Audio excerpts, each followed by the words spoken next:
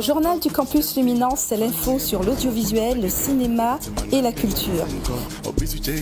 Logiciel vous donne rendez-vous à 13h30 le lundi, le mercredi et le vendredi dans le ZCL sur Canal 10.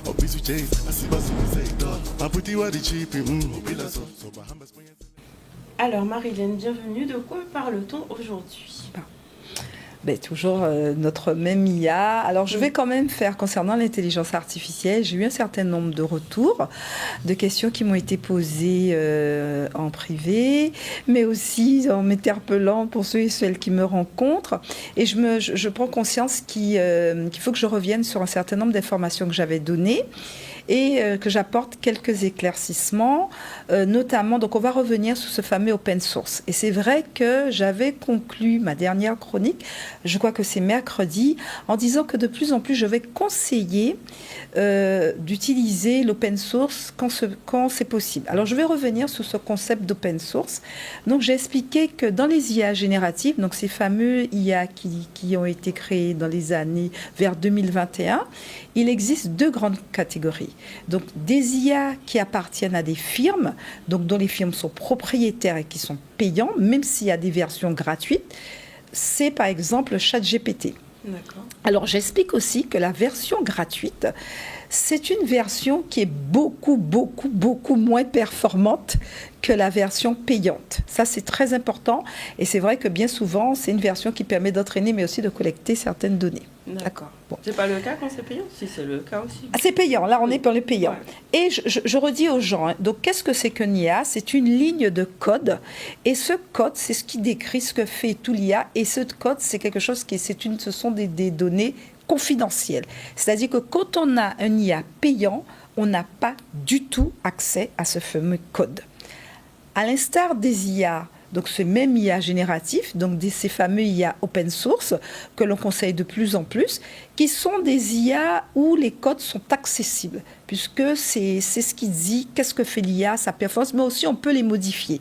Alors, ce que moi je conseille, là on vient, l'éclaircissement on l'a fait, à présent on vient à la partie conseil.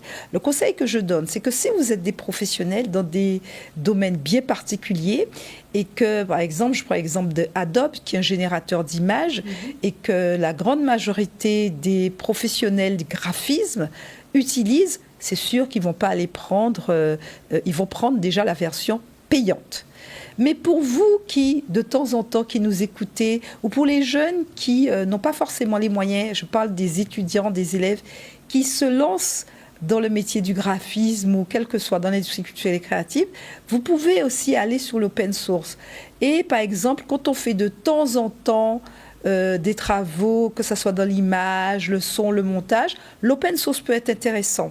Alors concernant ChatGPT, je tiens à rappeler, puisqu'on me dit oui, je vais essayer de sortir une image. Alors ChatGPT, c'est une intelligence artificielle textuelle et qui est avant tout généraliste. Elle n'est pas conçue pour vous donner de l'image. Donc, ça ne sera jamais aussi performante qu'une IA qui est prévue à cet effet. Donc, en fait, on peut maintenant utiliser l'IA pour faire des dessins, des montages et l'intégrer vraiment dans son fonctionnement. Oui. Alors, cette IA dont tu me parles, Iman, c'est une IA qui est sortie, donc il y a une avant-première. Donc, il faut savoir déjà, alors pour parler de cette IA, il faut déjà signaler qu'il y a à présent, il y a depuis quelques années, un grand salon, le Salon mondial de la tech, qui se tient à Las Vegas, oui, dans cette fameuse ville qui connaît des incendies. C'est au mois d'avril. Le salon de la tech se tient au mois d'avril.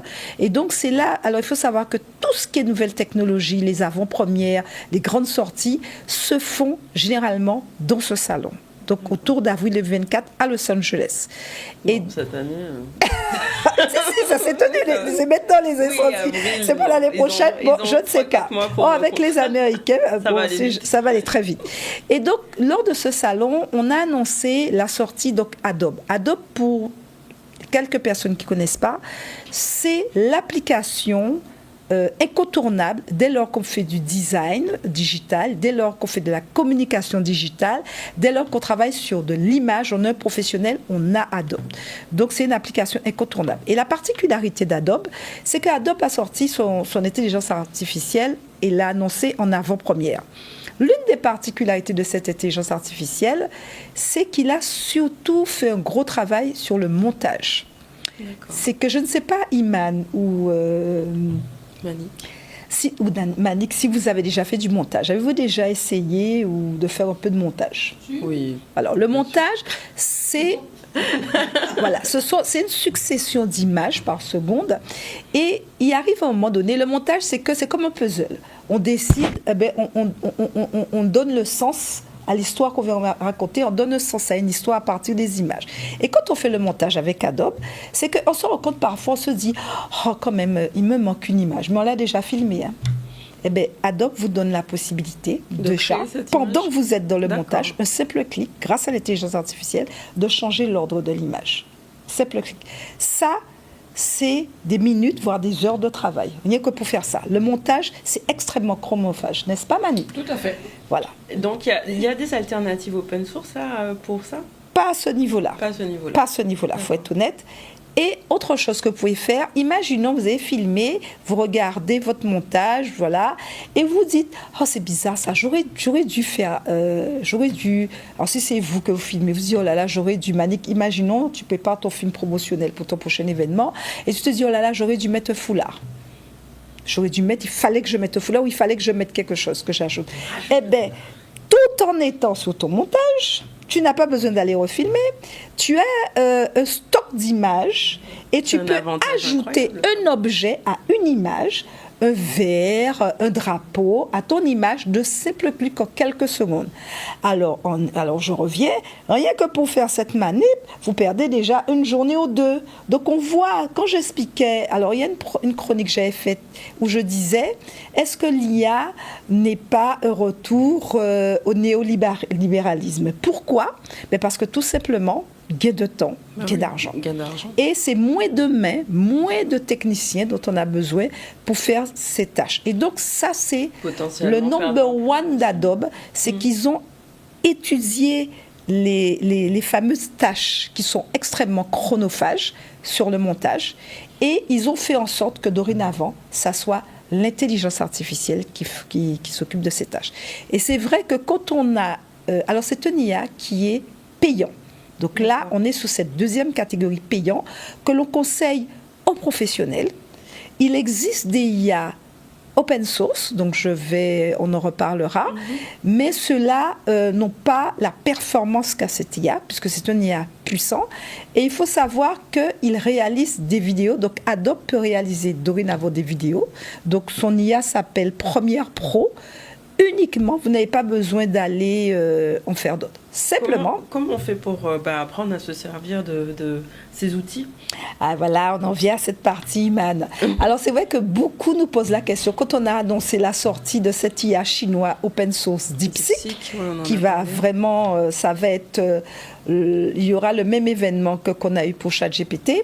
Alors moi, ce que je propose, on travaille, alors donnez-nous encore une semaine. On vous donne rendez-vous entre vendredi de la semaine prochaine ou lundi, où on va avoir des petites capsules vidéo. On vous prépare avec nos équipes des petites capsules vidéo de démonstration pour l'utilisation de ces IA.